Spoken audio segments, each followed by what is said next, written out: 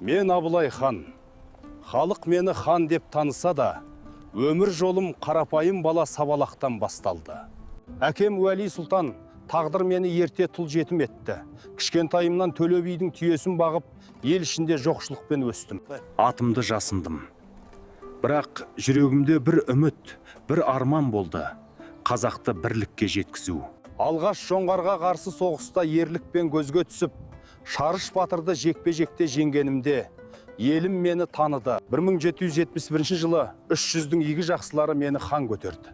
Бірақ мен хан болуды емес, халқымның амандығын армандадым. Ресей мен Қытай сынды алпауыт мемлекеттермен келіссөз жүргізіп, қазақ елін отарлық езгіден сақтау үшін ақылмен де айламен де әрекет еттім. Ел ішіндегі рулардың татулығы менің ең үлкен мұратым болды.